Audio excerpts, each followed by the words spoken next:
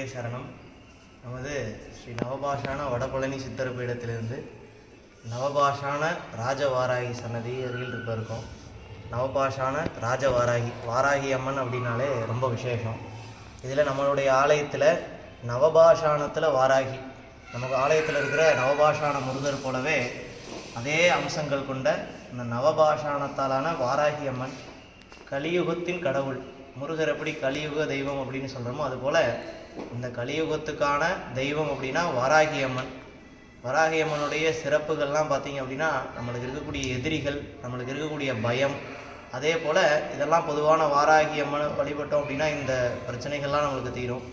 இதில் இன்னொரு விசேஷம், நம்ம ஆலயத்துடைய விசேஷம் என்ன அப்படின்னு பார்த்திங்கன்னா, இந்த நவபாஷான வாராகி இங்கே பாஷாணத்தில் இருக்கிறனால நம்முடைய நோய்களையும் குணப்படுத்தக்கூடிய அற்புதமான சக்தியோட இங்கே சுவாமி எழுந்தருளியிருக்காங்க.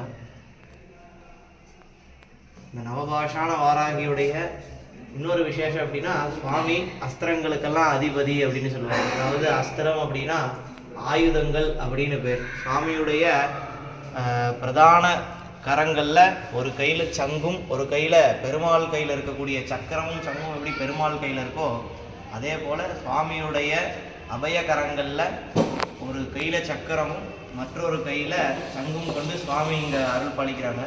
மற்ற 4 கைகள், மற்ற 8 கைகளில் ஒரு பக்கம் 4 கைகளில் சுத்தியல், கோடாரி, அதே போல் கத்தி போன்ற ஆயுதங்களை கொண்டு நம்மளை பாதுகாக்கக்கூடிய அம்சமாக இந்த வாராகி அம்மன் இங்கே அமைஞ்சிருக்காங்க.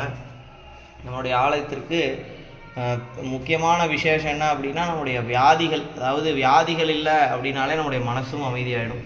இந்த வியாதிகளால் கஷ்டப்படக்கூடிய அனைவரும் நம்ம ஆலயத்திற்கு வந்து நவபாஷான வாராகி அம்மனை வழிபட்டு நம்மளுடைய கஷ்டங்கள்லாம் தீரணும் அப்படின்னு சொல்லி சுவாமிகிட்ட பிரார்த்தனை பண்ணிக்கிறோம்.